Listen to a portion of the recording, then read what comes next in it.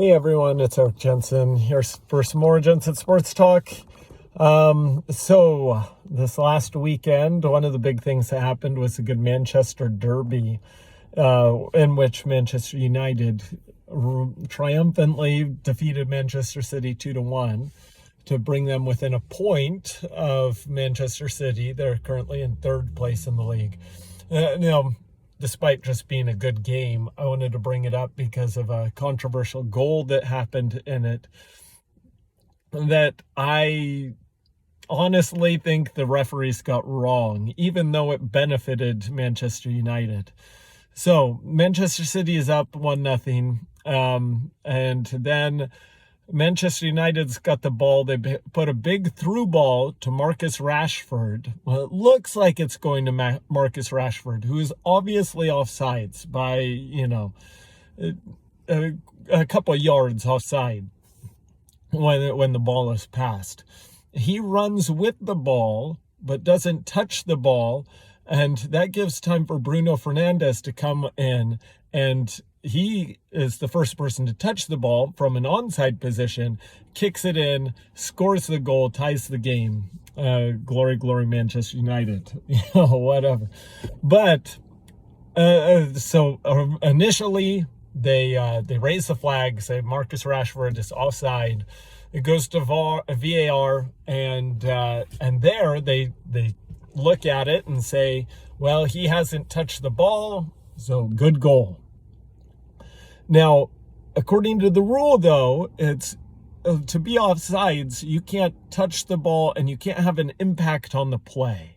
And that's what I think is why it was still offsides here. Now, Marcus Rashford did not touch the ball at all. So in that point, not offsides on that. Did he have an impact on the play, though? He did not, in and of himself, impede the progress of any other players, Manchester City defenders that were trying to come up on him. But and so that's why they said it's a good goal. He didn't stand in front of a Manchester City defender and not let him get to the ball. But because he was running offsides and the ball was under his feet, the Manchester City defense took up positions that they wouldn't have if he wasn't there. If he wasn't there, they would have gone and got the ball. They were closer to the ball than Bruno Fernandes was. But because Marcus Rashford was there with the ball under him, they had to retreat to try and get in front of him instead of just going straight to the ball. That allows Bruno Fernandes enough time to whip the ball in and score the goal. Now, again, am I disappointed at that result? No, I'm very happy that the goal stood and that Manchester United went on to win after Marcus Rashford later in the game put in the game winner. But I think it is inaccurate on that rule. I know what the VAR, they were saying he didn't impede anyone else, but he did have an impact on that play. The goalkeeper came out.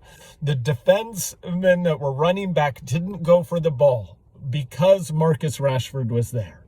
So he had a great impact on that play. If that was against Manchester United, I would be extremely upset.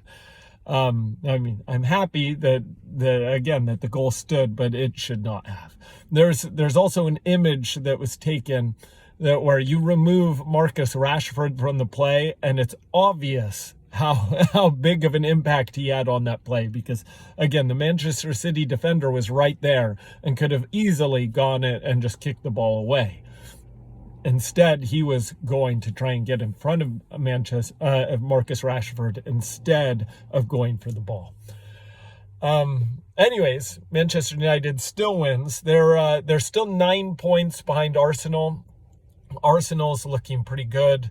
Again, Manchester City's in second place, only 1 point up on Manchester United. So things are looking good for Ten Hag, or however you say his name. I do not speak Dutch, but he's really turned pretty horrific beginning of the season, right around, and Manchester United are right in the chase of things. I mean, 9 points is only 3 games. They can definitely put themselves into title contention, and definitely are on track to be back in the Champions League. So that is a good thing.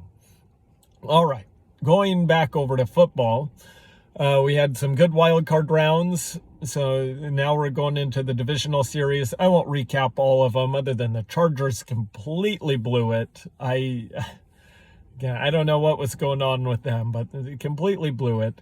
And then, the others, close games, surprisingly close games in a few of them. But let's get into what is going on this weekend. So we've got the Niners and the Cowboys playing each other.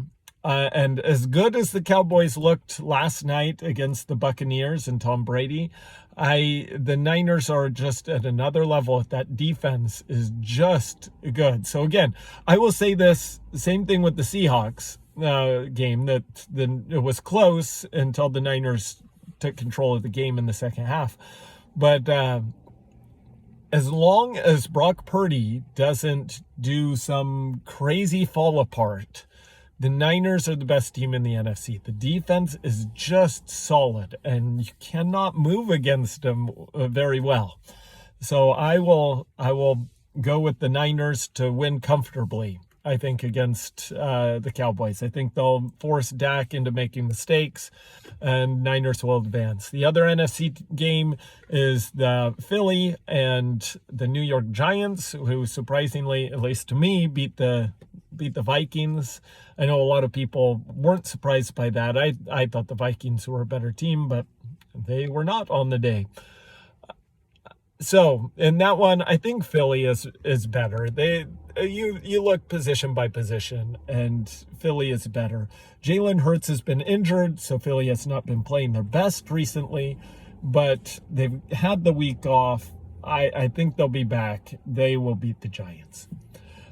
Who knows? But that's my prediction in that. In the AFC, we've got a big rematch, Bills and the Bengals. I like the Bills in this one. I mean, we don't know what would have happened in the last one with Hamlin getting having the heart attack and whatnot. So we'll see what happens there. I think Josh Allen, as long as he's not turning the ball over, which he has been doing a little bit more regularly than Bills fans would like to see, but they've got the home run play there with Diggs, and I think they just have a little bit much. I mean, Burrow's good, but I like Josh Allen and the Bills. Anyways, the other one I don't think will be much of a contest. I think that one will be close. The Bills and Bengals will be close. Anyone could really win it. I'm slightly favoring the Bills. The other one, the Chiefs and the Jaguars, I don't think it'll be close. I think the Chiefs are much better than the Jaguars. I think Pat Mahomes is going to put on a good display on why the Chiefs are the best team, and they will win comfortably.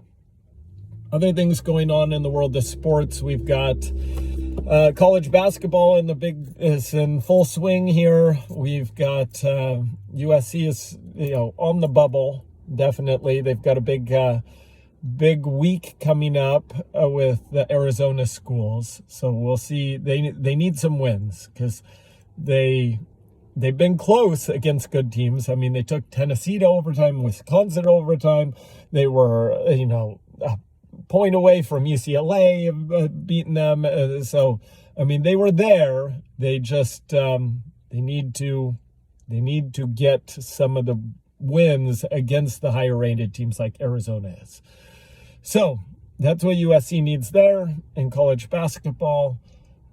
And on the college football front, I mean, recruiting is still going on. Who knows what will eventually happen there, but USC is looking pretty good. Dedich is coming back to play center. Addison is going to the pro, which, again, no surprise this year. It would be nice to get a couple more guys on the lines, but overall, I think USC is improving the talent. We'll see when all is said and done, come when the transfer period is actually over. But that's all I've got for right now. So have it so good. Talk to you later.